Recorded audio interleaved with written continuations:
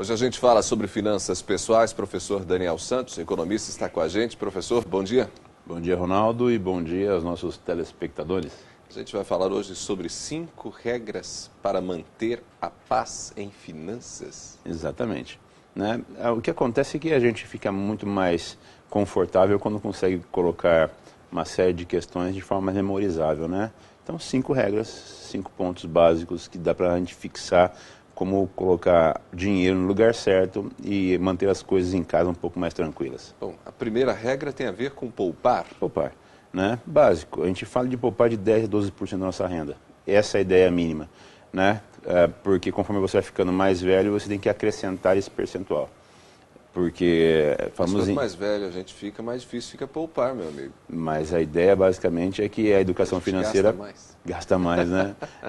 Nem que seja com remédio. Muito bem, né? Mas o que acontece é que quando a gente tem mais idade também, normalmente o que acontece é que o volume de renda também aumenta, né? Então você consegue com a educação financeira distribuir melhor esses recursos. A poupança quando a pessoa é jovem é muito mais fácil, muito mais tranquila de se estabelecer. E esse costume de poupar acaba influenciando o longo prazo. Então, poupar, quanto poupar é a primeira regra e a gente deve poupar de 10% a 12%? No mínimo para quem começa agora a poupar. Depois disso, conforme fala assim, passar os anos, a cada 10 anos a mais de idade, a partir dos 30 anos, 5% a mais de poupança. Então, se alguém já está com seus 40 anos, nunca fez nada, vai ter que poupar 15, né? Se alguém já está com seus 50, vai ter que poupar 20. Né? Então, uma maneira de poder compensar um pouco esse atraso. Bom, o segundo ponto que você me passou aqui, valor da casa. O que o valor da casa tem a ver com paz em finanças? Paz em finanças tem a ver que muitas pessoas têm um descompasso entre o valor de um bem físico, um imóvel que ele possui, com aquela que tem de renda. Então, vamos pensar o seguinte, que o nosso telespectador tem uma renda anual, mensal de R$10 mil. Nós falamos de uma renda anual de R$120 mil. O valor ideal, né, para essa família, se tem uma renda familiar de R$120 mil, é de ter uma casa de 2 a 3 vezes o valor da renda anual.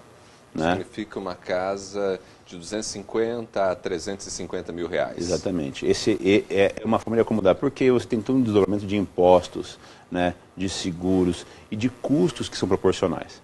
Né? Muitas pessoas, às vezes, vão construir uma casa e se encantam com a ideia de fazer uma casa dos sonhos, e aquela casa fica fantástica, maravilhosa e enorme, né? E é uma casa que rapidamente chega a um valor de R$1,5 milhão, R$2 milhões, e os custos de manter isso não serão acomodados na renda familiar. Então você acaba tendo um buraco negro, porque vai consumir muitos recursos disponíveis da família. Bom, então, se eu falo de casa, eu tenho que falar de carro também. Com certeza, com certeza. A terceira regra nossa é pensarmos com relação ao bem veículo. O carro não é propriamente um bem, ele é um uso, né? Um bem para uso. Né? Se pensar que carro é um investimento é um engano, né? Porque ele deprecia muito rapidamente. Então, a ideia básica para nós termos um carro que se ajuste adequadamente no orçamento doméstico é que esse bem, esse carro, ele valha menos de 50% da renda anual. Então, a mesma família que tem uma renda de R$10 mil por mês, de R$120 mil por ano, deveria ter um carro da família de até no máximo R$60 mil, para garantir que os custos desse carro, que o valor desse carro de seguro se acomode também no seu orçamento. Né? Um outro ponto interessante é quando a gente fala de retorno sobre investimento, que é possível fazer também, né, sobre veículos, sobre casas, né, e como o carro apenas deprecia, ele não valoriza necessariamente, o tempo ideal para se manter um veículo na posse de quem compra ele zero seriam 10 anos. Muda de cultura, né? Mudança de cultura. Mas você vai ter um esgotamento perfeito do investimento, vamos dizer assim. Você usou ele até o ponto onde realmente ele satisfaz em nível de investimento. Muito bem. Um quarto ponto nas regras para manter a paz em finanças é manter um fundo de emergência. Com certeza. Né?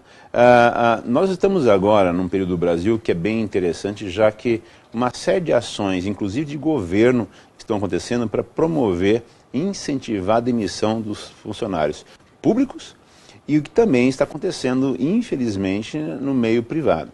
Então, para um funcionário público que tem aquele emprego estável, o interessante é ele ter no mínimo 3 meses de salário poupado, 3 meses, né? Isso é bom e quanto mais tempo, melhor.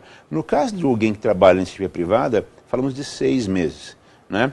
Porque 6 meses é um tempo que dá um certo conforto para ele poder conseguir avançar sobre os novos desafios, sobre procurar uma nova posição, né? E com tranquilidade, não aceitar qualquer posição de trabalho apenas por necessidade de pagar uma conta no mês.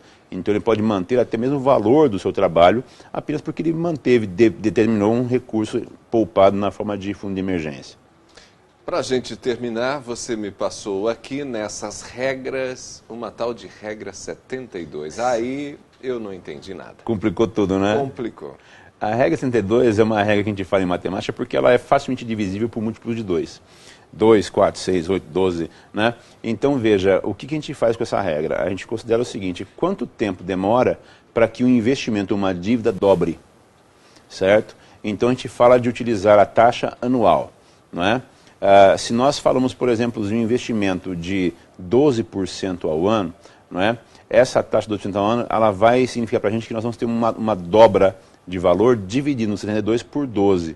Então, se eu aplico um investimento de 12% ao ano, eu vou ter um valor dobrado desse valor investido em aproximadamente 6 anos, 5 anos e meio a 6 anos. Né?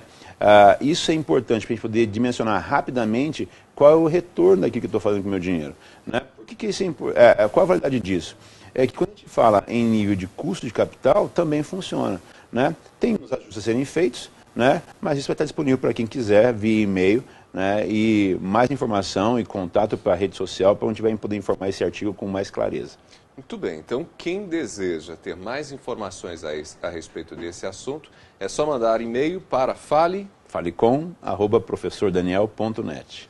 falecom@professordaniel.net. Você pode mandar seu e-mail, o professor Daniel sempre responde muito prontamente, e aí você tem essas dicas, essas orientações, para que você possa ter essas regras simples para manter a paz nas suas finanças. Professor Daniel, valeu pela conversa. Eu agradeço, e semana que vem nós vamos voltar para fechar a ideia de investimento em títulos do governo, que está tendo uma confusão no processo, né, Ronaldo? Muito bem. Professor Daniel conversou com a gente, falando sobre finanças pessoais. A gente encerra mais um Ponto com o News. Obrigado pela companhia. A gente se fala amanhã, quinta-feira, a partir das 7 horas. Um excelente dia para você.